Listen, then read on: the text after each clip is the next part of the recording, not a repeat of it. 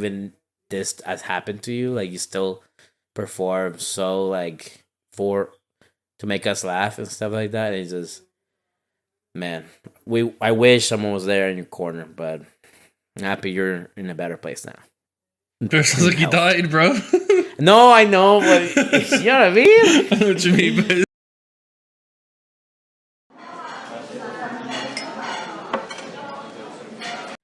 Hello, everybody. Welcome to the Stout and Lager podcast, episode 30. And we're here. I'm your host, one of your co-hosts, Lager. And joining me as always is my brother, Stout. Say hi. All right.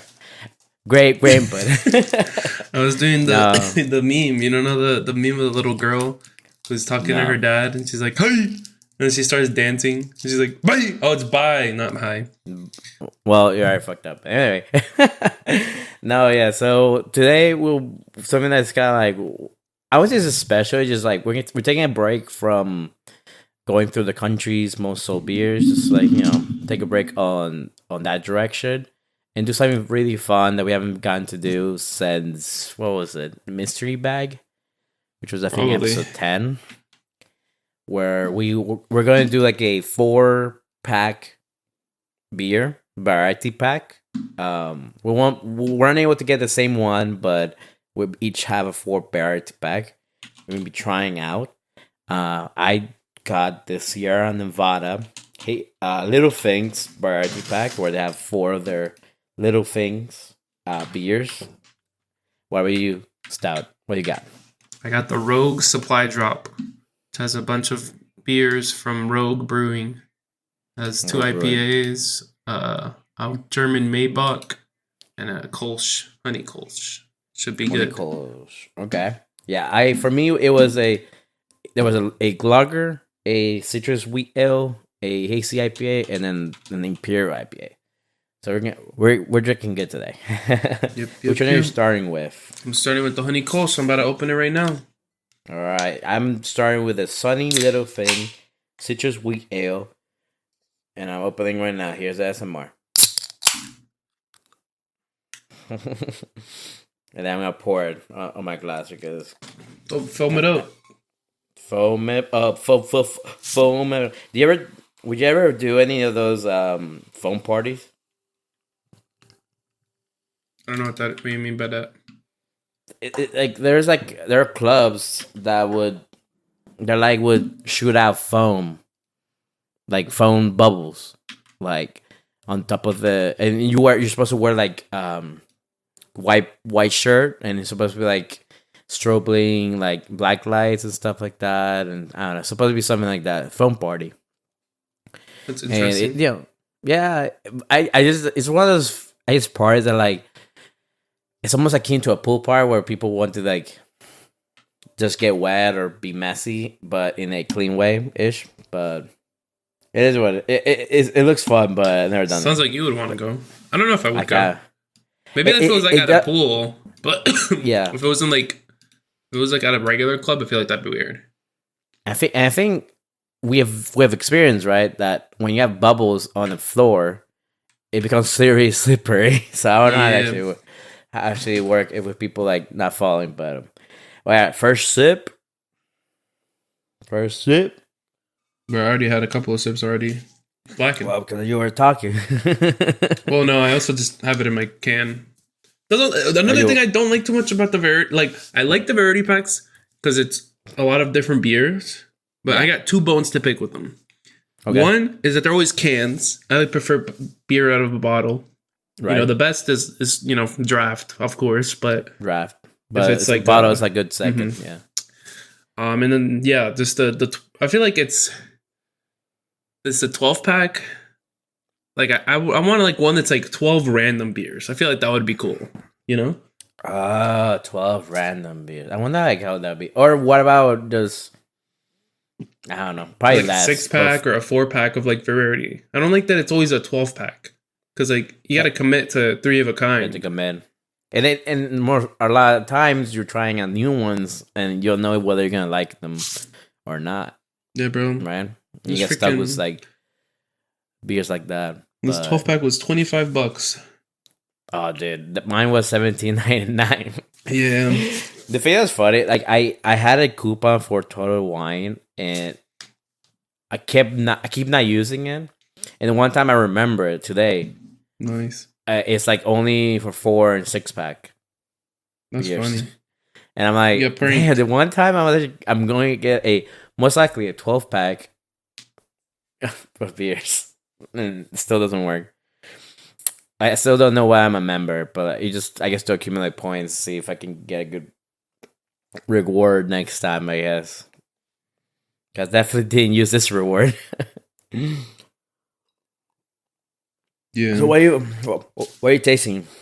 Well, this one's as the name implies, honey kolsch. It's made with honey, I believe, wildfire honey. But it's very sweet. It's what is kolsch? I guess kolsch is more of like a lager ale, I would say. I thought like for what was when I was remembering from soju, I thought kolsch was like a more like it has like they use honey or something It's some kind of sweet taste to it. It's definitely a sweeter beer, but it's pretty right? Yummy. I'm trying to remember like what the characteristic for it is, but like yeah, I feel like it is sweeter. So you're feeling the sweeter beer right now, like the one that they have. Mm-hmm. Yeah, this is definitely a sweeter one. Okay. So it's technically an ale, but it has the traits typical of lagers. So a kolsch is a German beer. And it's a pale, highly attenuated, hoppy and bright. Hoppy and bright. You feel hoppy? I don't really feel much hop, not gonna lie. I just kind of taste the sweetness, and it's pretty smooth. Okay. I wonder what that is then. But yeah, for me, wait.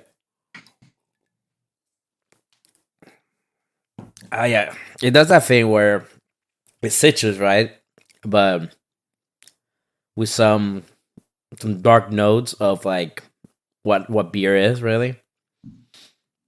Because do you remember what wheat ale tastes like sometimes? It's like super, I don't know, bitter forward sometimes. I don't know if they're hoppy, but this one you can taste the faint orange juice that they use for making this. But all right, yeah, I guess we'll let us sip more of the drinks. That was our initial taste for them. Now it's been a week since we last talked to each other, I think. Stout, what have you been up to? Not too much. More in the weekend. But in the week, wait, what? Like most of the stuff happened during the weekend. During the week, it was just work. Chilled with Sour. We've been watching a bunch of stuff. We rewatched Avatar. We caught up to Ghosts. Yeah, we finished Avatar and we watched it again because we were feeling the cartoon, right? No, the live action. We watched it again. Okay. We watched Ghosts. Caught up to that a bit ago, I think. And we're on the last season of It's Always Sunny in Philadelphia, which is crazy. Wow. Hey, I respect for that. Like, always when you finish up one of those like big series. Yeah, I think there's like 5 more episodes left that we have. It's kind of crazy. But that was during the week. Then in the weekend, as I told you, we had a belated bachelor trip for one of the goons. For IPA. Yep. One of the goons. IPA. I was taking a sip. Caught me sipping. But we had a belated bachelor trip. They did their ceremony, but it was with the scheduling and stuff. This was the weekend that worked out the best. So, so we did that. What you ended up doing for the bachelor trip? Yeah, so I picked both of them up, and we went to the brewery, the brewing place where we brewed our beers, and we made a IPA. So nice. In 2 to 3 weeks, we'll have another IPA. Probably I'll do an episode with that maybe. Hey, man, that sounds good. The last beer you made from them it turned out really good, right? Yeah, so another homebrew special. But we did that. Another stout special. This won't be an IPA, but when we went there, we were brewing, and while we were brewing, it came a part where like we just had to wait for like an hour. So we played a little bit of Magic. It's always fun. Hey, yo. So what deck have you been liking playing? Well, he has like pre-built decks. He has like a pack. Decks, yeah. It's 6 pre-built decks. I like the dragon one, the dragonic one. Okay, that's like what, cool. Red and blue or white? Yeah, it's red, mainly red, I believe. Just red? Mm-hmm. Okay, it's mono red. Like you say mono red. No, dragons. Okay, technically you're right, but like to describe the colors it made up, yeah, people just go mono red. And yeah, okay. We did that. We had some beers there because they have some beers on tap, and then after that, we went back to the our apartment because we were gonna stay here. We were gonna rent an Airbnb by Ballard where the breweries are, but we kind of fell through. There wasn't really much availability, and our apartment is like a 10-minute Uber from here or to there, or like it's pretty far, or not pretty far. It's pretty short rather. So we came here to drop off the stuff, and then we went to the breweries. So we went to 2 breweries. We went to Reuben's and Urban Family. And we got some food at Reuben's. Got some. I actually got the beer that I had last week. I got it on draft. It's pretty good still. Yeah. The fancy craft stout or craft Guinness. But craft Guinness. Hell we did that. Hung out, and then we went to the second brewery where we got a sour. Got a sour in Sour's name. Sour's name. Yeah. And then after that, we just kind of hung out and talked for a decent bit at the second brewery. Then we came back to the apartment because it was getting a little late. They were closed at like 10, I think. It was like 9. So we're like, we could go to another one, but we have beer at home, so let's just go home. We have beer at home, yeah. Yeah. We have beer at home, yeah. So then we have coffee at home. We went home, and we played Clone Hero until like 1 in the morning. It was great. Yeah, that sounds like what the boys do in Seattle. Yep, we had some beers. I actually had some of the French beers, the Kronenberg. So I was like, I have some beers from the pod if you guys want to try any. And they're like, surprise me. And I had 3 of those. So I was like, we'll do that. They said that they thought it was pretty good. And we had some Baja Blast that have the gamer fuel. And then I got some Bell? Yeah. Oh, dude. I got some snacks that so I need to bloop. Yeah, I just IPA like IPA. That's so funny. But no, dude, you remind me about Hot Blast. I'm like thinking, I was like, damn, I really can't drink or eat Taco Bell, or like, because I would just eat a lot. By the way, I miss Taco Bell. I know. I'm kind of trying to avoid it a little bit because I just know it's just not good for me. You know, it will never be good for me. But yeah, it sounds like a really chill bachelor trip. You know, just like. I think that's why probably you need it, you know? Like, yeah, it was very, very relaxed. We just kind of hung out, grabbed some beers, chilled. Yeah, no frills, just beer, food, games, vibes. Talk. Yeah, it was a good time. Vibes. That's good. That's awesome. Yeah. And then Sunday, we woke up and we went to see the cherry blossoms with soju's pose. Yeah, with soju and the gals, Sour and Absinthe. They hung out on Saturday, so we met them there, and we were a little late. It was a little rough. We were like, really. I mean, it's really close to us. No, it's really close to us. So we left, and we're like, we'll get bagels before we go. But the bagel place that we went to had a lot of had a really long line, and then like a long line, yeah. Yeah, and then we had to parking was a little bit rough too. You got rusted? Yeah, a little bit. So. Yeah, like. But yeah, I mean, it's tough. It's always tough to being the late ones, you know, because sometimes you don't, you know, things happen, and but people, I don't know. It's like, usually I'm not. So I was anxious. I was like, I'm freaking late. I was freaking out. Yeah. But I feel you. Yeah, we did we took some pictures there, and then after that we went our separate ways. They went together because they drove there. It was kind of like also a way for us to meet up so we can, because Sarah was with them and the boys were with me, so we kind of swapped. Couple, pretty much. So then we went home, and then after that we went to breweries again. Sarah and I went to some breweries this weekend. This weekend nice. We went to a lot of breweries. Wow. Yeah, it was just a really nice weekend. Before we finish, any highlight beer that you think you want to highlight that you've this whole week trip? I think the Urban Family ones were pretty good. I had this one that was passion fruit and lime. Lime, okay. That one was pretty good. Okay. Yeah, we visited a couple of breweries.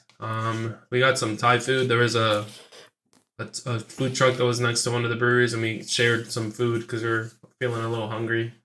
And then we hung out, went to I think 3 breweries. Yeah, we went to 3 breweries, and then on the way back, Sour picked up a 4-pack of some sours. She was able to buy 4 separate ones. So I was like, you should definitely do it because liking sours is rough for her. They don't really have much here. It's all IPAs. Yeah. And then we got home, made some food, played Mario Party, and we just watched TV. We went to sleep. Nice. That was the weekend. That sounds like a good weekend, man. Yeah, it was pretty chill. Good weekend. And that kind of wraps up what I've been up to this past week. We'll do some short beer of the week, right? To go over the current one that we just drank, right? So we'll do that beer of the week. Yeah, it's gonna be a segment, a reoccurring segment this week. Yeah, we're just gonna try. You do short ones because we have what to hit about 4. But yeah, Sierra Nevada, Sunny Little Thing. Sierra Nevada is essentially a brewing company that's been founded since 1979. One big thing about this is that it's one of the 7 largest brewing company in the U.S. and the 3rd largest privately owned brewery. And you can see it because there's a lot of Sierra Nevada beers, right? Around. I feel like they're very much a very big company. They're you can see them a lot, right?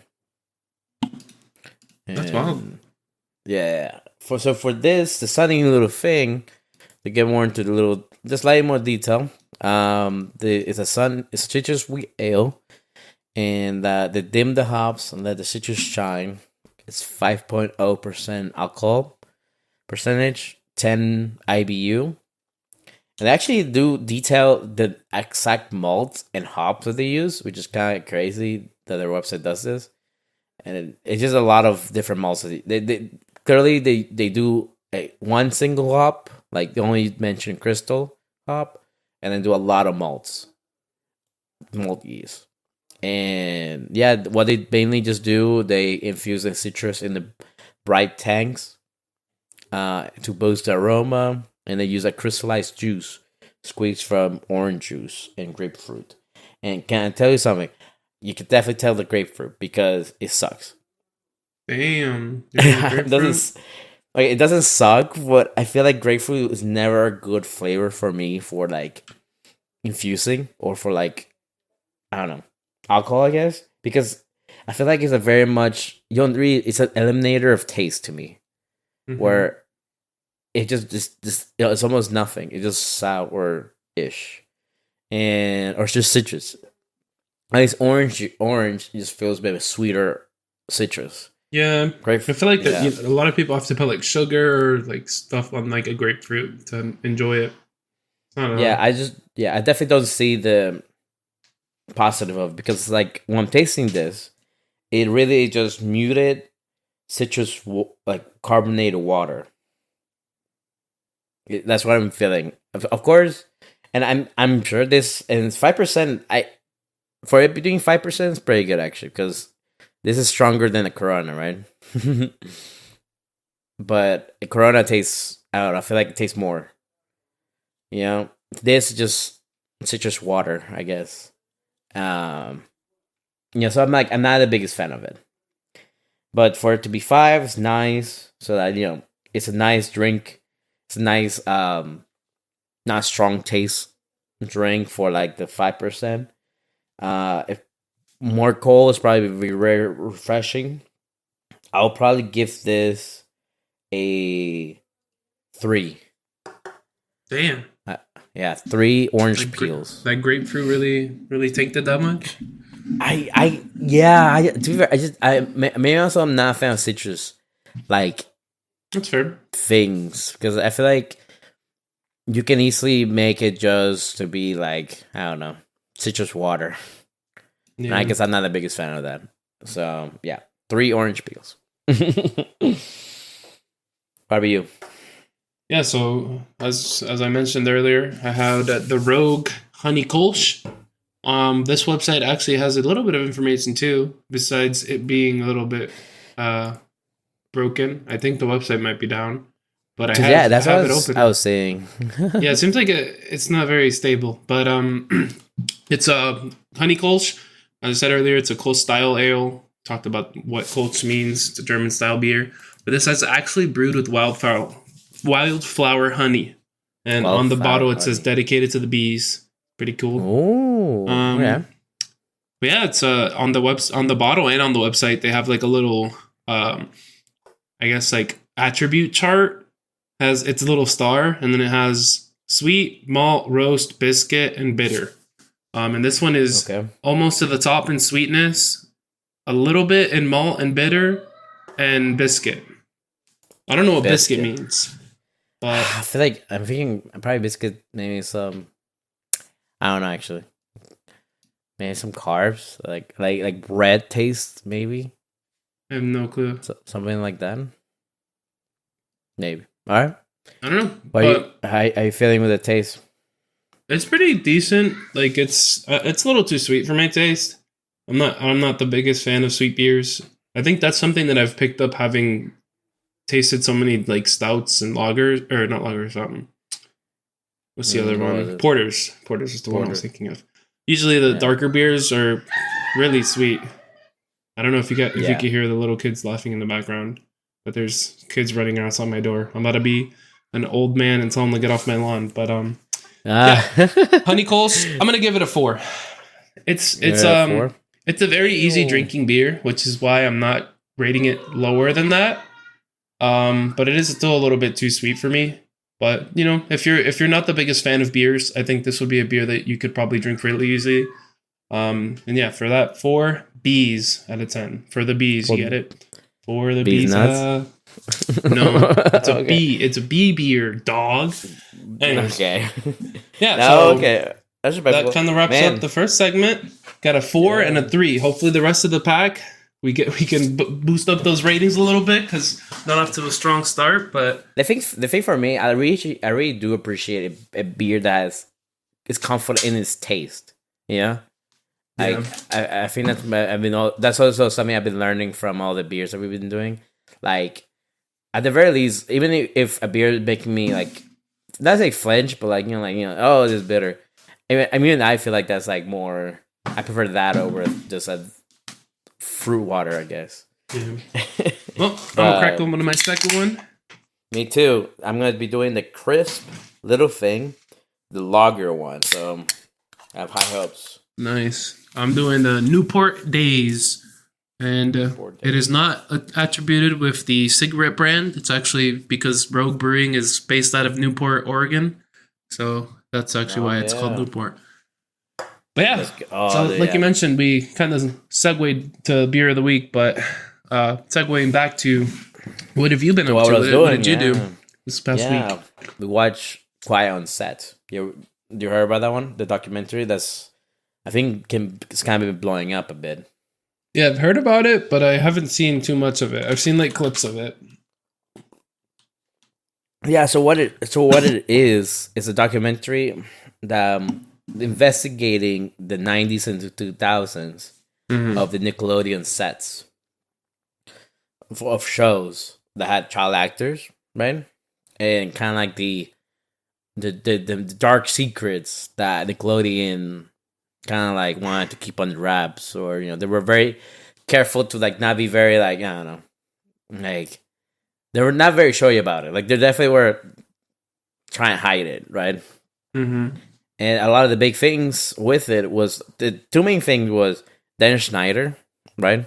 And we talked about it a little bit, right? I think from the iCarly controversies and stuff like that, or like Jenna McCurdy's controversies, and they delve more into what his like kind of like career, how he's when he got in charge in all the shows and how he was within the workplace, and it was like it's just toxic. Like he was like one of those male comedians, right? That like, or male comedian writers that like thought women writers are not funny, right?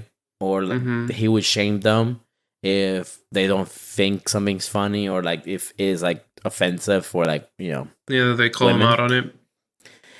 The thing is, at that time, 90s, right? The female writers that were working on the main the Amanda Show. Remember the Amanda Show? Yeah, that's Amanda oldie, Bynes, right? Mm-hmm. Yeah, I remember that, and he's literally would do things demeaning to them, right? He would send them instant messages on their emails to like tell them to yell out obscene stuff like "I'm an idiot," "I'm a slut," blah blah blah. Like, and if they wouldn't do it, he would like message it again, say it, slut, do it, and then so he would pester them until they did it. And this guy was her boss, right? Yeah, it's a very big power dynamic. And especially if as female writer, like you don't really, they were getting paid half of the salary, right? Mm-hmm. And it just kind of like, I don't know, it's definitely messed up workplace that he set up, and he had a response, right? That like, oh, I didn't have control, about the salaries, but it's despicable. I did it, like it wasn't right. But whenever a guy says that stuff, like after the fact, like 20 years after, it doesn't mean anything. Even if you say, "Oh, I shouldn't have done that," or like it was blah blah blah, like nothing. There's no effect. It just you're not a good human being ever. For creating that kind of environment for both the female writers and the female workers and then the female actors. I mean, it's always like once you're doing it out after the matter, it's like kind of like you got caught type of a thing. And you're like, yeah, like it was wrong, or like, oh yeah, sorry it happened type thing. But if you're proactive and you're doing it beforehand, then that's a little better. But no, it required him to actually be a good person, like self-aware person, and he wasn't that. He got mad quickly. He got quickly mad if someone calls him out on his shit, or like jokes around with him, that like in any joke that doesn't, I don't know, that affects him and stuff like that. Like he he was so emotional about it, but yeah, it's got that with Dan Schneider. And I'll say this, it's not just him. It was also the Nickelodeon executives that let it happen, where they said that they did all investigation. The concept were investigating Dan Schneider, right? Mm-hmm. And they didn't do shit. Main reason, Dan Schneider was making them so much money from all the shows he makes. And it's just... That's the thing that sucks too. It's like a lot is excused for clout and money, especially money. Like... Yeah. It really sucks. And that shit still happens today. It's a bit harder because companies can be exposed, people can be whistleblowing and all that stuff. But just in the 90s, 2000s, just feels like no one will hear you. And this before social media, right? It is. And with that brings us to our second installment of Beer of the Week. Of today, of the episode, I guess. Mm-hmm. I guess for me, I'll start this one. I had the Newport Days, which is a hazy IPA. I actually was able to finally have the website load I don't know what's up with the instability, but some quick facts about the brewery itself. So Rogue was actually founded in 1988. So it's almost been around for 40 years. 1988. Yeah. Wow, that's crazy. That's it was an Oregon-based beer, and it still is an Oregon-based beer. It has only had 2 brewmasters, and one of them retired in 2019. The other one's still working. And their canning line runs at 235 cans per minute, or 14,000 cans an hour. So they are producing a good amount of beer. You're about to say the S word. Yeah. But they're available in all 50 states and more than 50 countries. So, really, yeah. I guess global. It's not only just in the United States. It's global beer. But yeah, like I mentioned, had this Newport Days Hazy IPA. For this one, it's put as somewhat citrusy, and has a little bit of malt and bitter. I think that's a very accurate assessment. Get a sip to refresh the palate. Yeah, refresh it. It looks like all of them might have something that they dedicate it to, and this one's dedicated to the days on the beach. Which is lit. Oh, that's awesome. That would actually be fire Friday for over here. Yeah. So I already told you, gave you a little bit of a teaser, but this one's definitely going to be rated higher. I'm just trying to think how high. I'm not the biggest fan of IPAs. Right. But this one doesn't have like that super, super bitter, like aggressive taste to it. It's pretty smooth. It's pretty fruity. So I think I'm going to have to give it a solid 8. Whoa. Yeah, this is a very good beer. I think this is the best IPA I've ever had. Not gonna lie. Whoa, it's some crazy. wild accusations, but wow. Yeah. That's a wild declaration. Yeah, man. Because you usually not into that, but so I guess what are the aspects that will make a good IPA for you then? I guess the things. So I think just doing the podcast and drinking beer in general, I've gotten more acclimated to the taste of IPAs. Right. I don't really know too much of like what the hazy versus like the juice. I know the juicy is more like fruity, but like there's different types of IPAs. So maybe I just like hazy IPAs more. I think so. I mean, the really more frontal bitterness is really the stronger ones. They imperial IPAs, but then and hazy are supposed to be more curved with like fruitiness, more flowery, and all that stuff. Damn. And so it's like makes sense. Wow, 8. What 8 of what? 8 beach days out of 10 for the beach. Oh, dude, yeah. I want a beach day so bad. You miss it. Yeah, you miss it already. I miss it. You're coming here though soon, right? Yeah, in July I'll be there. We'll definitely have to do a beach day then. We should definitely do a beach day. Like I have way too much equipment to not go to. Heck yeah, dude. So I'm very much down for that. I'm down for it. Yeah. Well, right. You said you had the lager, right? How's your beer?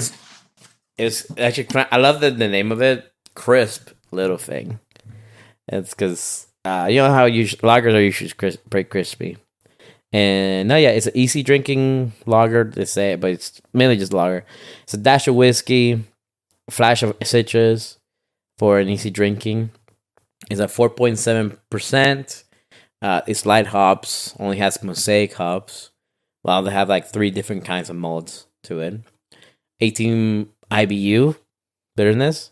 And you know how lagers they differentiate from ales because they use a specific lager yeast called the Saccharomyces pastorianus. I don't know what you say, but yeah, the taste of it is like it's that classic light sweet, light malty taste for like a lager. So like a more standard lighter lager. Yeah, you know what beer that I think it's like the Singa. I feel like okay, it kind of like tastes to that, but then with a slight citrusy. And I don't know why. Maybe I'm biased, but like, this is how I like the citrus to be. Like not the main focus, but like just like curve while there's still that maltiness, salt, sweetness that lagers are known for. So and cold, it just tastes really refreshing. Let me do one palate tasting. Oh yeah. It's like Oh, this is perfect for a beach day too. You know, I mean, most lagers are, but like this one's like has like that refreshing citrus to it. Is that crazy? Like the duality of man of me, or last the last beer was all about citrus, and I hated it. And this is somewhat. I'm saying it tastes like citrus, and I like it. Shaking my head. Give it a I 3 know. for the citrusness. No, but this one I don't know. It just it's not the focus, right? Mm-hmm. It really is not the focus. If it was a focus, I wouldn't like it. But this would be, I think, I'm gonna give it a 6. Nice. Yeah, a 6. Man, 6 umbrellas, I guess. Like the for beach. Yeah, Nice. 6 umbrellas. You got me in the mood, man. No, yeah, a 6 umbrella. Yeah, I'm definitely feeling the beach Beach vibes. umbrellas. Yeah, but yeah, that's our beer of the week. I am opening up a new one. Who I doing the thing that I showed you. Nice. That's a good strat. It was. I just showed up like this is our first time. Like I literally put a bowl of ice and just put the beer I was saving so it can be kept cold. But yeah, my third one is the hazy little thing. Hazy And little it's their thing. hazy IPA. Yeah. Nice. And what's your third beer you're doing? I am drinking Bat Squatch. It's on the hazy Bat IPA as Squatch. well. Oh, so we're lining up pretty nicely. Yeah. Wow, yeah. The hazy IPA is always not as clear. They're always very. It goes into the name, the haziness. But Yeah. cheers, dude. Cheers. Cracked open that Cheers. cold one. I feel like the Yeah. only thing I will say is that cans definitely fit the ASMR aspect more of like I feel like opening a can is just has more of that signature sound than like a beer bottle, you know? The beer bottle. Yeah. It's kind of tough to like really make the noise with the beer bottle. I mean, with a beer bottle, like you have to let the top fall and to get some of the clinkiness like loudly like that. But it's not as pronounced, most definitely. But cheers, man. Nice. Cheers, yeah. First sip. Okay. Definitely an IPA. I'm getting that too. You know that I let the IPAs be last for me. I let the dark one last. Hopefully, yeah? I'm hoping for good things for that one. Yeah, dude. So far I like it. To be fair, yeah, it's like you said. Like IPAs are becoming more easier to drink now that we drink so much of IPAs or different different flavors. So it makes you like not so much like hate it, but like okay, I see what you're doing. Talk to me. And it's kind of like that. Like you're letting it really show you what they're about without being too distracted by the initial flavors and stuff like that. So like I'm liking it. It's like a standard hazy IPA. But yeah, to kind of talk more about the Quiet on Set Part 2, the other main thing about the documentary that went into detail, it was about so they also went over, besides Deichsteiner, went over that several other that also Nickelodeon kind of let these predators be on set, like they were not unknown, not knowingly, but like they really weren't very lax about the background checks of this personnel that be working with child actors, right? Young people, right? So they documented several times where there was potentially a pedophile on set. The first one was this guy who he had like child pornography he was caught with child pornography in his laptop or like in his computer. And they got actually the mother of one of the girls who he sent a picture of him masturbating to this 11-year-old girl. God. So was he caught before he was like casted? He was caught after. Okay. He was caught after many years of him, because I think he was 26, 27. I think he had like already had 2 years, 3 years of working at these sets with like kids, you know, like, and it was typical pedophile or like manipulator where he would be able to talk to their parents, have, you know, be able to like have a connection, but then also have a lot alone time with this you know, girls and stuff. And that was one of them. And mind you, this actually one of the lighter ones. Damn.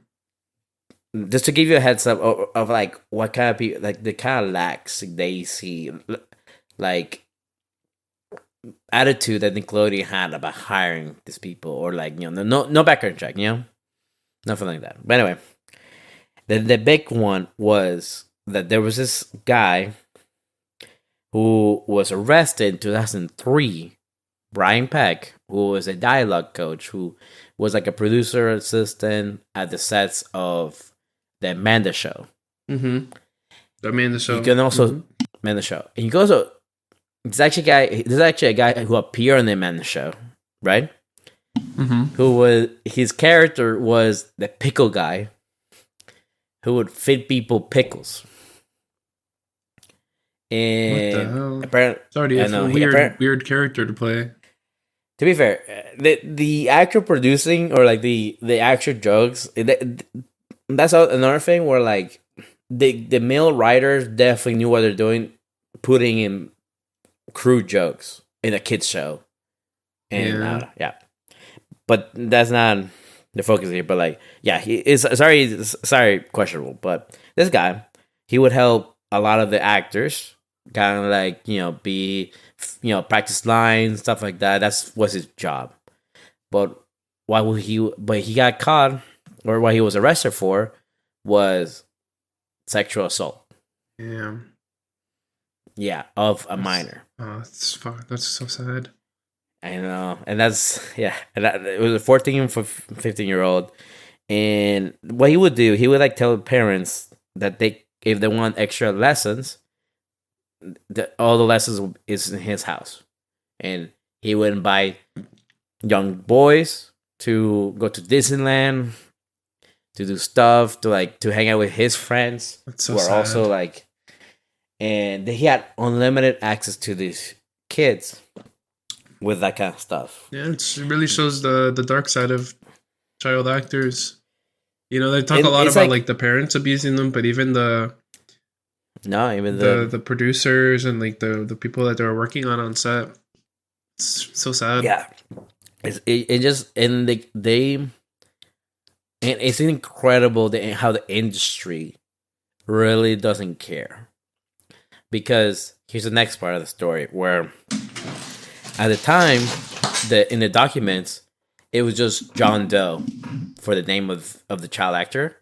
Somehow that really kept it all sealed. This whole thing, that no one knew who it was, until 20 years later, to now, to when the people that are investigating with this documentary, they're able to unseal the documents, and at the I guess how I said, at the permission of that actor, they're able to kind of like investigate and show light of this whole incident. And it was, sadly enough, Drake Bell. Damn. Who was the John Doe 14-year-old who was SA by this pedophile. And it was so sad because it was Drake Bell like had his manager was his dad, and it was one of the things that he truly enjoyed doing, the acting. He was like a really young actor, and his dad was very much involved in it, and he was a good guy, and he was one of the good managers, it seemed like, because it really was Drake pushing for all these jobs. It was nothing about money. It's just what Drake his passion was, you know? He wanted to perform. So it wasn't like a parent forcing him, right? And this guy, he and his dad, he had the feeling that Brian Pegg was not wired correctly, or like he wasn't Mm-hmm. as safe as people. And he tried to like he noticed it way before anything happened, and he tried to like kind of like bring it up, but he was ostracized by other parents, the other people from Nickelodeon, because they're like, oh no, yeah, he's just a very touchy guy, you know, like he's gay, right? And he's just very flamboyant and shit like that, and like so he was like put down for his instincts over how touchy this grown man it was with his son in the initial stages, because you know how Drake Bell was working at Madden Bynes or Amanda show, Yeah, right? yeah. That's where he was contact. But yeah, and then somehow, some way, Brian Peck was able to isolate Drake Bell from his dad, because Drake Bell's parents were going through a divorce. They were divorced, and somehow he was able to convince his mom and Drake Bell that his dad was taking advantage of Drake Bell's financials, which was not true. So he made it so that his dad wasn't his manager anymore. It was his mom. And then his mom got tricked by Brian Pack to let him essentially, you know, let Drake go to his house more often, stay over, sleep over there, go to Disneyland. And then that gave him all the access to do what he did. And it's just so sad. It's just so... And this happened, to give it a timeline, this happened right before they started shooting for Drake and Josh. Yeah? Damn. And tragic. Yeah. It's tragic, dude. And it kind of goes into like all this stuff. It really affects you developmentally as a child, as you grow up, then having access to substances, drinking, partying, and stuff like that. And while the network pressures you to be a role model, and this shit's happening, or this happened, that you're really not in the right mindset to be a role model. And I don't know, maybe you can be, but it's an extra hard to do that. But how are you feeling so far from all the information I gave you? I guess it's sad. It's so sad that like, you know, I feel like being a kid, you would always see the kid actors and you're like, wow, their life must be so great. Like they're famous, they have all this money, but like always with fame comes a lot of negative, and it's really sad. Hopefully kid actors nowadays aren't subjected to the same stuff. Yeah, I mean, the thing is that I feel like back then, I don't know how, I never heard about the ads that I guess parents see about their kids, like the casting calls and stuff. The casting calls, right? I never see that now. I think it's more so like LA. It's probably more of like a LA or like places where there's like big productions. Because I'm sure that it's York, not. Maybe. Yeah, I'm sure it's not like maybe not for like TV shows, because there's like casting calls for like commercials and stuff, but probably for like the hit TV shows or like the bigger stuff, it's probably like LA and New York, like you said, the bigger production areas. Yeah, that's probably also because like apparently it was his dad saw an ad on a magazine, and he pitched it to Drake, who was like I think 8, and it was like after he'd done school shows, I think. They was like, yeah, I want to do that, and that's where it all started. The thing is, it's just the thing that's sad is like they start out with such dreams, and it's either dreams or dreams of getting their families out of poverty, because that's a lot of the how you say minority act, like the minority child actors think, because they usually come from not good families where that the kid works essentially as an actor, that is one of the main income sometimes. But the fact that you were trustful of these companies and they spit at that trust where they don't care. Yeah. So the end note for this about this thing, the trial goes like he finally tells his mom, right? Because of the girlfriend's mom finds out first because the mom. Okay, I don't know why. I don't know her personally, but she was warned by Drake's dad to not let this guy be alone with Drake. But I don't know what she was going on with Drake's mom. He just let it happen, or just trusted this dude with her son. But anyway, they went to trial, and they got a confession from Brian Peck. So he was getting, he pled guilty. In the sentencing, there apparently, according to Drake, there were so many people from the industry on his side of on Brian Peck's side of the court. Apparently, the judge got like 43 letters of recommendation or leniency for Brian Peck. And these are people that were like big names in the industry that backed this guy up. Now a lot of people are saying like they weren't given all the information when they were told to write these letters, right? Yeah, that's hard. It's a tough situation. No, and it just shows the industry how fucked up it is. It's just like, I don't know. All these people, he had so much connections that let him get away with a lot of stuff. Yeah. Now, yeah, and the judge ended up ruling, or like that gave him 16 months in jail for felony charges.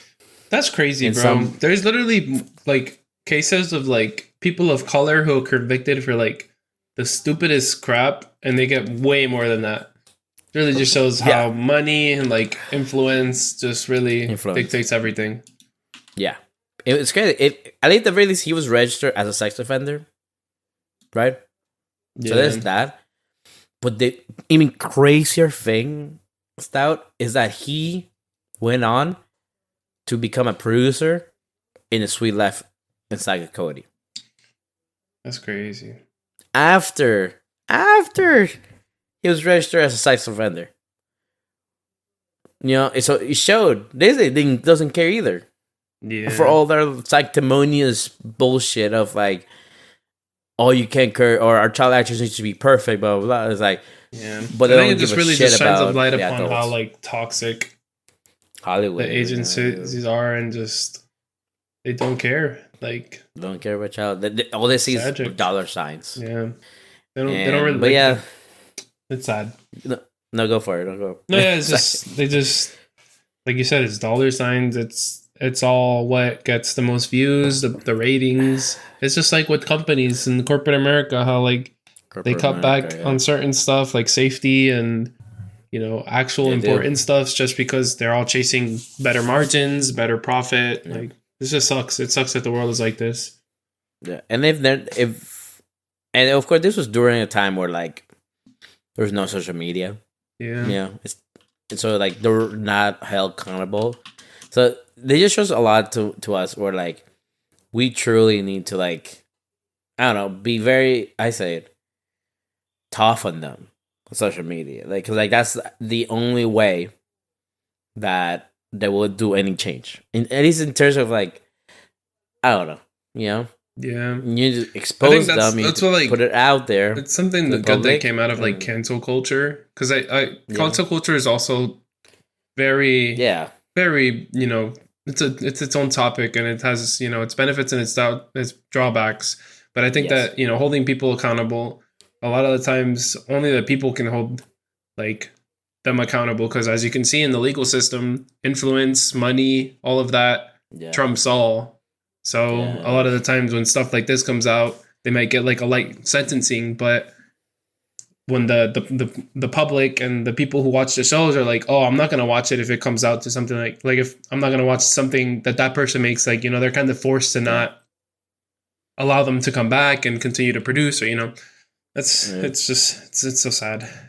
It's so sad, man. Well, no, you're so right, man. And I agree that it's like, that's one of the good things that came from culture is that we realize we have the power. We have power as the public to hold accountable these figures and stuff like that. And I don't know. It's just like, I think that's more good than harm, but then there's definitely big harm. But anyway, one last thing to bookend Drake Bell's story. He's been able to reconnect with his dad.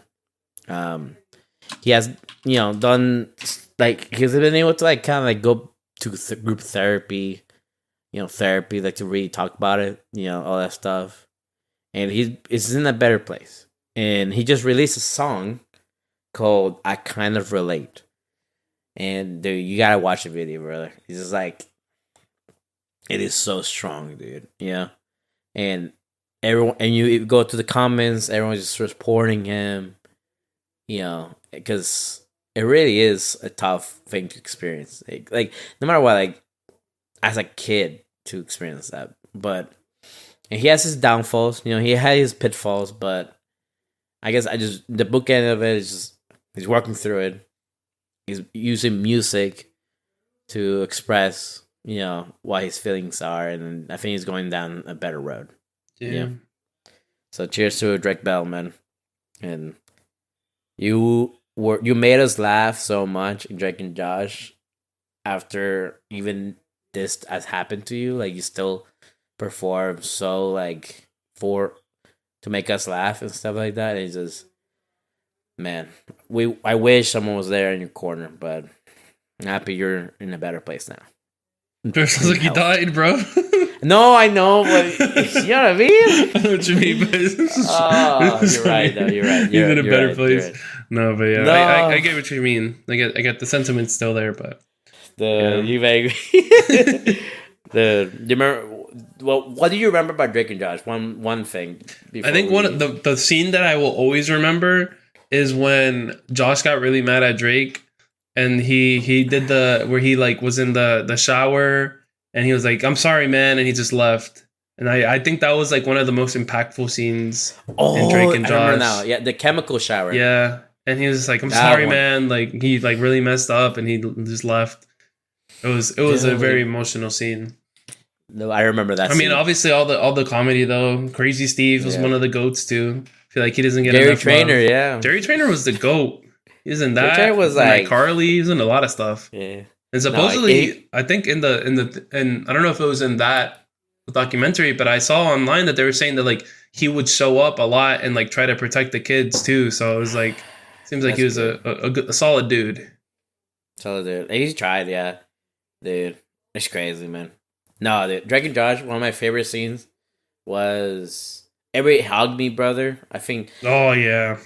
The thing the thing that was special for me with Drake and Josh is like because I watch it with my brother, and I truly felt like I don't know. I guess we connected more because of that. Yeah, because if every time, I think me and my brother we've done the hug me brother. Like it's like a little bit when we were younger. Yeah, and it was just something so iconic and so like it was funny. And then I remember so much of Drake and Josh. I remember like the Sphere gaming system. Remember that the Saws episode where like what's her name? Fuck. The little girl, Marion the Crush girl, Megan, yes. Megan dropped like these peppers on their sauce. She put hot sauce on the Cokes when they were drinking them. I was like, and the biggest one was when they're building a tree house, and Josh told Drake to cut the door. And Drake drew the door. Oh my god, that was fucking great. Dude, honestly a lot. I have a lot of really good memories from Drake and Josh. It was the sushi scene. The sushi, yeah. Which was referenced in Victorious. Like years later. It was like, oh dude. And then it was so good. They were so good. And the thing that's funny about like Drake Bell reminiscing on it, like it literally was the scene in Amanda's show where they were fighting over shrimp, him and Josh Peck, that got him essentially the show of that, But yeah, God, I love Drake and Josh. But yeah, man. Yeah. I think with that, I don't know about you, but I think I'm ready for the third installment of Beer of the Week on this app. Yeah, I'm down for that. Yeah, let's do it. Yeah. I'm ready for it. Yeah, so I can start. Okay, bye. Oh, since you started last one, right? Yeah, that's all good. You got it. Yeah. So yeah, I had the hazy little IPA. It's like juicy hops with like modest bitterness with smooth finish. It's 6.7% alcohol, 35 bitterness. So it really is not a bitter IPA. I'm telling you this now. It's really not that bitter. There's a lot of hops though that they're using, and how they make it hazy. They do they use fruits, I think, and then they use it do something called with polyphenols in the like that they mix together that gives the hazy flavor, and then they skip filtering to package all the heavy flavor from the tanks and into the can. So they don't filter, or they don't filter as much. So so that the hazy flavor stays on. And I think this is their main flagship. Okay. Interesting. Of the little thing line of brewers. Like I think there's a hazy little thing. I think that's fair. I see that one all over the place. It's right? on the freaking cruise. Oh yeah, it was. Yeah, so it's to that extent, yeah. To that extent of like we're going out to the sea. We're gonna get the big ones. But yeah, so let me do a little sippy sip, refresh the palate. No, yeah, it's fruity. It's floral with some of that, but it's not too bitter. It's really enjoyable, and for it to be 6.7 with this taste, is really good. I'm actually really liking it so far. I'm gonna give it probably 8 springs out of 10. Because I kind of want to drink this while we go down on the Spring River. And yeah, I think I really like it. Actually, 8 is a good number for it. 8 springs. Nice. 8. Hell That's yeah. a pretty solid beer. Yeah, so for me, I had the Bad Squatch, which was a hazy IPA as well. I'm going to give another side note. Rogue also makes... This sounds like a freaking sponsored segment, but they also make spirits, which is pretty cool. They make, what kind of whiskey. spirits? They go whiskey? Whiskey, and they have a bunch of canned cocktails. They have vodka gin and whiskey ginger. Do they do bourbon whiskeys or? They have a whiskey ginger. They have like seltzer type vodka sodas. Bunch of shit like that. Wow, they're really spread it. They have a bunch of stuff. But yeah, so for Bat Squatch, I'm not really sure how to read this.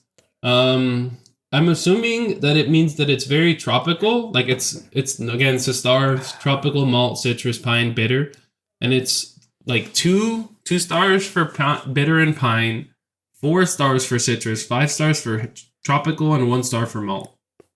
So it seems like it's a very tropical and citrusy beer. I kind of taste that. This one's a little bit more of a harsh IPA taste than the last one. So I think for that, I'm going to have to give that... I'm going to give it a 5. I still like it more than the Kolsch. But it's not much better. Not much better at all. So yeah, 5 Sasquatches out of 10. Little Sasquatch, that's good. Is that what they're going for or not? Well, so Bat Squatch is apparently an urban myth from Oregon, Washington area. And Sasquatch is, I think, originated in the Pacific Northwest, so around the same area. Dude. So, little homage to that, I guess. That's awesome. And with that brings us to our last beer of the episode. Wow, whoa! This shit just bust on my face. Pause. But yeah, I'm drinking the Dead Guy Ale, which is the German Maybach. What are you sipping on? Oh, the Bach. Okay, I'm doing the what they call the Big Little Thing IPA, and it's their Imperial. Oh, frick! I should have done that. I don't know if they heard it, but this is their 9% ABV IPA. Mine is 6.8. Not that high. But yeah, we're sipping on our last one, and we'll come back to it to give it the rating, probably towards the end of the episode. But in the meantime, I wanted to talk about some deeper things, deeper topics. I think the thing that we were talking about before was deep. Just more so personal, rather, I guess, because I don't have any experience with that. No, you're right. No, you're right. This more, how I say it, we reflecting more on what we want, or like on desires and all that stuff. Yeah, so, go for it. I think it's but cheers though first. Yeah, cheers. Clink, clink. What I was gonna bring up was bucket lists. Do you think you have a bucket list? What are some items on your bucket list? Let us know in the comments. Since this is something that I had already brought up, and I had some time to think about it. But I think for me, some of the stuff on my bucket list, I guess on the travel side of things, this is more of like a... I think that's the big one, yeah. Yeah, like, this is like the most basic level of it, but I want to visit all 7 continents. Oh, wow. And I also want to visit the 7 wonders of the world, even though there's a lot of different sources that say different things. Oh, yeah, but yeah. But those are like 2 big ones on the terms of traveling. Another one that I want to do is I want to go skydiving. I think that's something on my bucket list. Dude, that's yours. Damn. Yeah, I know. It's tough. I've been skydiving, little bitch boy. Dude, I know I reference it every time we did every introduction for our board. That's a good fun fact. Well, yeah, it was... I guess I have to admit, really wasn't a bucket list. It was just more of a thing where, like, I got bored on a Sunday and no one wanted to hang out. So I'm like, all right, I'll do this by myself. And I went on Sunday, drive myself, and something happened. What happens? But anyway, I like the skydiving portion. Skydiving. What else? I want to go with Sour, but Sour does not like falling. So I don't know if I'll be able to convince her in that. Oh, yeah, because she's not into roller coasters either, right? I don't know, bro. I think she should do it. But another thing, I'll go with you. Let's do it. I'm done. I want to do it. I think it would terrify me, but I think it's good to do stuff that scares you sometimes. I don't know if would you be down for this if we... Well, I don't know, because like I know there were the 2 girls that went with them, that weren't to the same airplane with me. They were doing some like tequila shots. I don't know if that will help you. Oh yeah, fuck it. Why not? Just one. Like, I'm going out with some alcohol in my system. Dude, they're like the coroner was like down. Nah. The coroner's like, man, this was drunk as fuck. That's crazy. No, yeah. I think this it's a fun one. All right, any other ones? Yeah. Oh, I think you want to jump in? Yeah. Do you have some? I was just more so kind of giving you some time since I kind of like caught you out of nowhere with it. No, yeah. For definitely big one that we've talked about before for us, like I'm sure it will be in yours too, is go to Oktoberfest in Germany. Oh yeah, definitely. I think that's probably a big one for us, for the pod and us in general. I kind of really want to do like, I kind of want to do parasailing. I think, or whatever fun. that is that you go up. There's like boat that runs and you like just. Then she just float or glide over. Yeah, where it's like I think Sour did that. We went on a vacation, like one of the first vacations that I went on her family, and they did it. Yeah. And they were like, "Do you want to do it with us?" And I was like, "No, I'm good." And I didn't do it. Yeah. But it looks cool. Yeah, it's like something because we've talked about like I jumped a skydive, and truly the part that when you're on the parachute, the parachute already gone, you already fell, you're gliding. It is like so serene, man, and I think I kind of want to try that again. And I feel like the parasailing would be similar to that. Yeah, with a little bit less of the adrenaline rush, probably a little bit, and less of the soreness that your thigh will be feeling at your crotch area. But another thing that's probably kind of petty. I want to try winning another fantasy league, man. I don't want to be like one and done. Yeah, man. Well, this one's gonna be competitive. This next one. Yeah, I mean, I have Barkley who is going to the Eagles, and I'm lucky. I hope that he just makes him so much better. I'm just like, I'm counting on it, but I don't know if I should sell him or keep him, right, with this new change, but. That's a big one for me. I think which is coming up this next year. September is coming quick, right? And I prepare for that.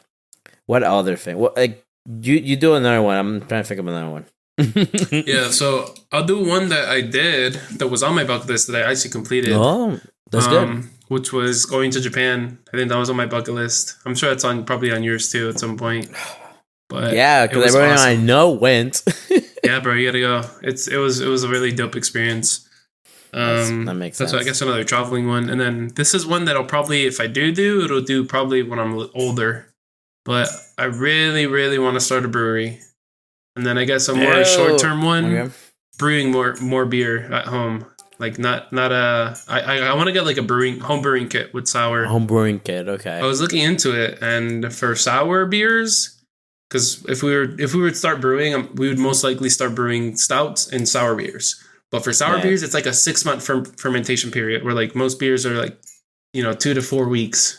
It makes sense because I think the way sours are made, like I'm guessing they require more time for the bacteria to grow. Yeah. To create the lactic acid for that. That makes sense. Okay. Yeah, it's crazy. I think that's cool, man. Maybe for me, I think something I've been putting really in the back burner of things. I was so close back in 2021, I guess, was actually work as a bartender. Oh snap! Either or like you have to be on the other side of the bar, mixing drinks, talking to people. Yeah, that'd be fun. I was close, but I never got to do it, and like it feels like one of my. Well, I don't know if it connects with the bucket list, but it's a regret that I want to rectify, I guess. Yeah. That's something I've been feeling. One other thing, I feel like it's probably really small, but like maybe because I've been practicing with my ball with soccer a bit. Maybe actually finally joining a soccer league. Yeah, what's up? I know I need to do it, but like I don't know. I feel some ways insecure, I guess, still about my skills. And it's just like I don't know. I know it's supposed to be for fun, but I don't know. Yeah, I think you have to find a really good like the league that we're in is very beginner friendly. Yeah, I think if you find something like that, it'll be very okay. Very like open to that. Yeah. Okay. And another one that I had was I want to get a Japanese import. Well, I mean, I want to get a right-hand drive car. Oh, a car. Is that what Nissan 180SX. Oof. That's the goal. We'll see if I get one. Yeah, man, that's crazy. Actually, I want to get me a nice Japanese car. Japanese car. Okay, I feel that. Okay, I guess for me, there's still like a house, right? I have a house. Yeah, but that's a big one. But then, like, I guess because to me, it's like I never really decorated my apartments, man, or like the apartment that I had. I really never felt like doing it, decorating, like making it my space. Because I might think to myself, like, I don't see myself really being here for a bit, so I don't know. So I guess my perspective of like it being mine, it needs to be like permanent in my mind, I guess. I guess even the house is still not that permanent either, but like I don't know. It's like I think if I had actually a house, to me, it's like okay, this is gonna be where I'll be living in the next 10 years. To me, definitely, yeah. I'll be like, I think for actually feeling like good to like put my effort into the creating. Yeah, it's a lot more permanent for sure. Or you? Wait. I think so with housing, like I guess our apartment, like for the past like 6 years, we've moved after every year, maybe like 5 years. So we've been moving a lot. But we released here, so we'll be here for another 14 months. 14 months.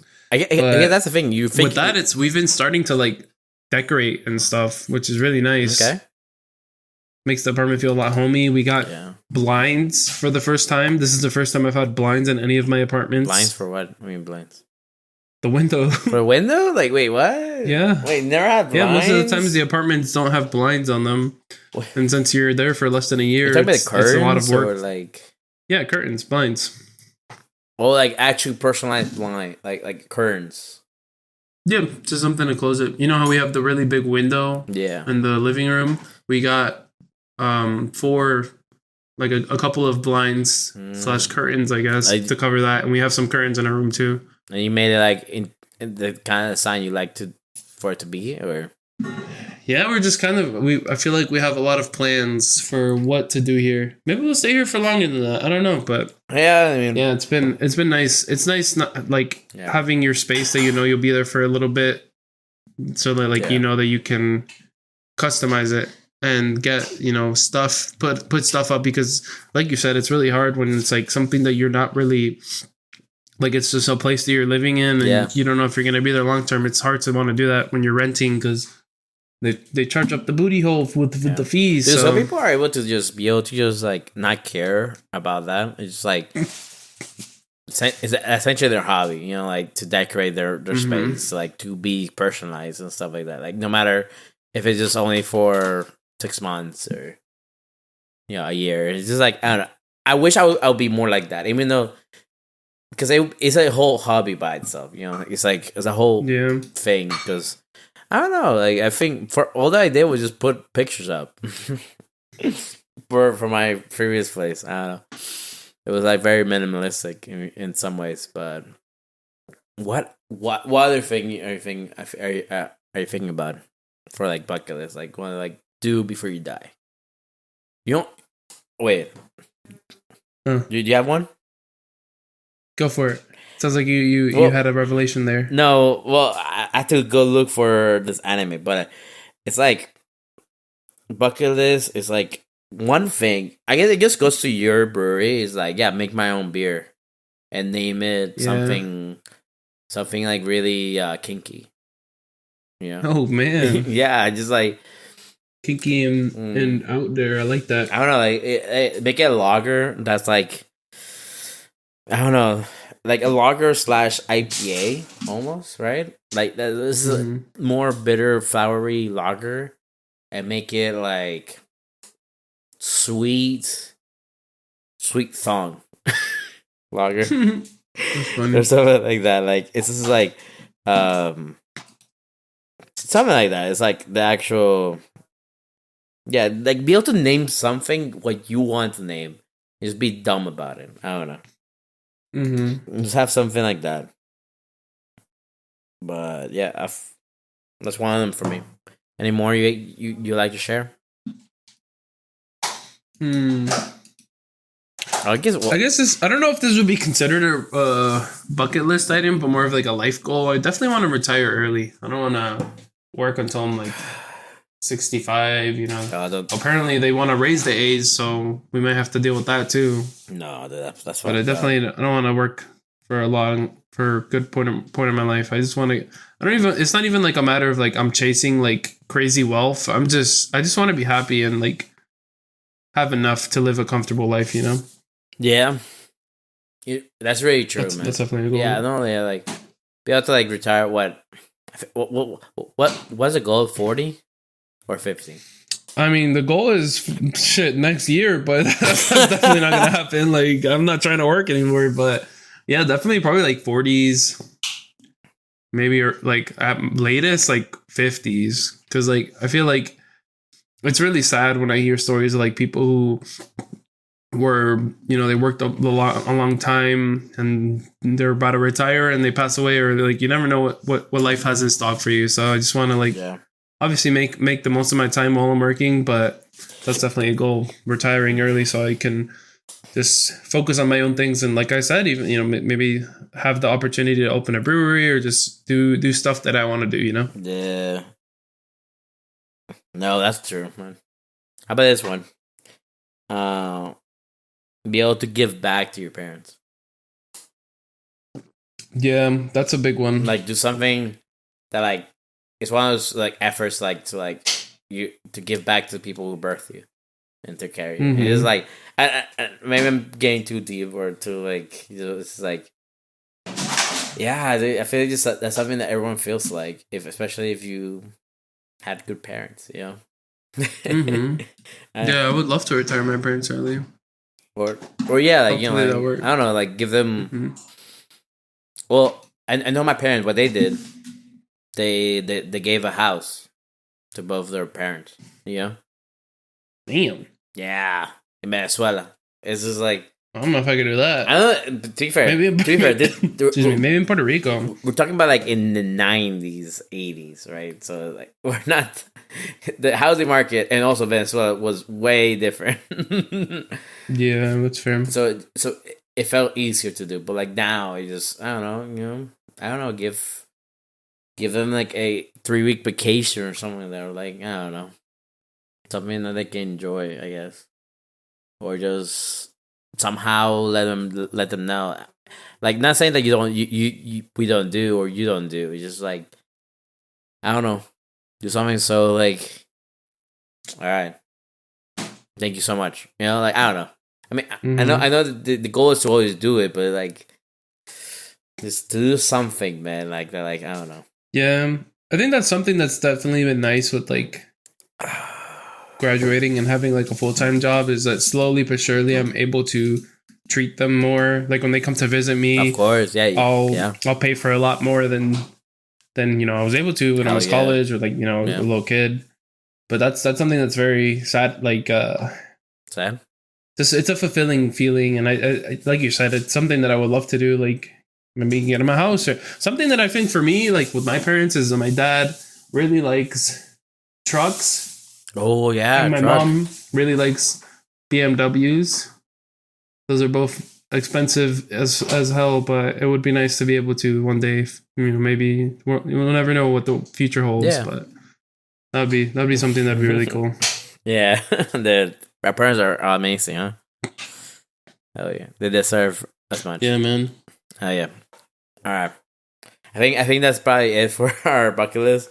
We can probably move on to our last beer of the week for today. Yep. For me, I can start. I'll start. I finessed you. You did the last one. Right, I'll start this one.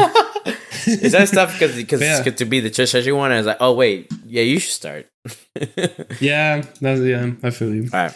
But yeah, so for me, I had the Dead Guy Ale, which is a Maybach, which apparently is the same thing as a Hellbock, which is the other stuff that we had. The lager, like dark lagers, right? The Shining Bock, right? Something like that. Yeah, Shiner Bock. And when we did the box special, it's pretty much the same thing. So I guess it's brewed in that style. Okay. It's described to have a deep honey color with malty aroma and rich hearty flavor. Supposedly, it's 4 out of 5 for toffee, 4 out of 5 for malt, 3 out of 5 for bitter, and 1 out of 5 for nutty and roast. Oh yeah. I don't think it's as bitter as the IPAs, even though it says it should be. Okay. I wonder why. But it's, let me see. Get another little sip. The Dead Guy Ale, right? Yep, refresh the palate. Maybach, yeah, Maybach. So it tastes like I definitely taste the toffee malt and like I taste like a toasted flavor to it. Yeah. So there's like a depth of flavor that I'm really enjoying. Yeah. Oh man, it's tough, right? Yeah, I'm trying to think. Like, did I enjoy this one more or the Newport Days more? And I think honestly, the fact that it was a dark beer. And I didn't really taste much bitterness, even though it said it's supposed to be super bitter. I think I really enjoyed this beer. Enjoyed it a little bit more. This one doesn't have a dedication because the last one was dedicated to the legend. This one does not have one, so this one will be dedicated to Stout. Stout. But yeah, I think I'm gonna have to give it an 8.5. Whoa, I think that's the highest one, right? I liked it a little bit more. Yeah, that's the highest one. Okay. It's a little bit better than Newport Days. It's a solid beer. I don't know. I just really liked it. I could definitely see myself if I ever go to Oregon and I go to like a Rogue brewery, or if I just go to a brewery and I see that they have Rogue on tap and they have this, I would happily get this. Yeah. Yeah, so I'm going to give it an 8.5. Stouts out of 10. Stouts? Oh my god. You really want this. It really reminded me of you. Yeah, man. Dark beer. Heck yeah. Oh yeah. What about you? How was your last one? Oh, by the way, like I'm looking at the beer rate. I'm like, are the 3 and 6 supposed to be for me?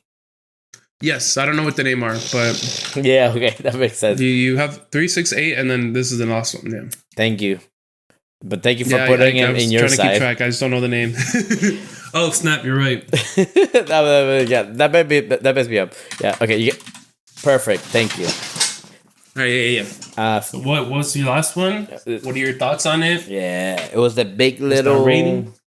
They were called the big little thing. I really do like the theme of it. It's like little thing. I don't know where it's from, but like it's just a little thing. You know, it's just the line of it. But anyway, it's the Imperial IPA. It's 9% ABV, 45 beer units. I'll be honest. I'm pretty sure I had way more bitter pure IPAs than this one. So it's kind of amazes me how they did that. In terms, for like how much it is, like how much the alcohol is, because it really is. Wait, let me remember. Like, dude, okay, I wonder what's crazy is that like it doesn't taste that bitter. You know what's crazy? I don't know what it's just like we just got accustomed to it, but it just tastes like a stronger hazy little thing, like the previous one I was doing, right? It's very much very light tasting pure IPA. Okay. Can I ask you something? Is that when you are not say scoring, but like ascertaining like the taste to the ABV, the fact that it's that smooth for like 9%, do you think that that's really good for it?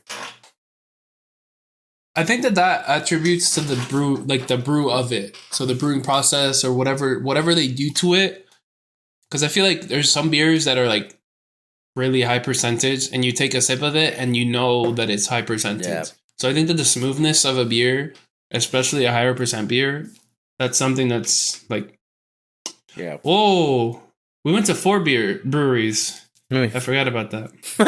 This is a callback to the freaking catch up segment. But yeah, no. I just remembered that I had a habanero IPA, and that one was like, I think it was like an Imperial IPA, and I could tell that it was an Imperial IPA. Really? So it just you talking about that brought it up. Yeah. So yeah, I just feel like when it's a strong beer and it's smooth, I can appreciate. This I give the hazy one any right. I don't think I would like this more than I guess I would, I guess. I'm gonna give this 8.5 too. Damn. Because it solid rating. Because it does the same thing that a hazy little IPA does to me, specifically to me, with my probably more dead tongue, right? But like, I'd rather be drinking a 9% than a 6.7% for like. To me, what in my head is feeling very similar tasting. So I'll give that the 0.5 to it. Like it's nice. It's like it's very similar in tasting, which is kind of weird because like I remember the beer hugs that I had. I wanted you to try it, but one day. But like I remember the Imperial one was very different from the hazy one. It's like it was very much more better, but yeah, we might have to do that then. I would love to like switch it up. I think when I went to the brewery, or not the brewery, when I went to get my beers today, I think I saw it. I think I saw the juicy beer and all the beer hug pack. You should. So I might have to do an app where we switch it up. That'd be fun. And then maybe I can try to find the rogue ones, maybe. But yeah, 8.5. I'm gonna do 8.5 dwarfs out of 10. Nice, because they're little things. Yeah, they're little things. I like it. But yeah, I like it. No, yeah, but yeah, dude, that's about it for our variety pack episode. Yep. Thank you so much for watching, listening, like and subscribe, hit the notification bell, leave a comment. comment on Let us know. Let us know what's on your bucket list. Yeah. Let us know if you've ever tried any of these beers and you've liked them. If you like, These solid beers. and then put like, what's the more respectful way of saying F in the chat for someone? Like, how about respect for it? like put, I don't know, G's for Drake Bell for how strong he is. Anyway. No, yeah. Thank you so much for watching, man. And I really do appreciate, I don't know, everything that we talked about today, and all this beers. It was good. Always a good time chatting and drinking beers with you, my dude. Me too, man. Well, Stout and Lager. Let us know. Signing off. Signing off.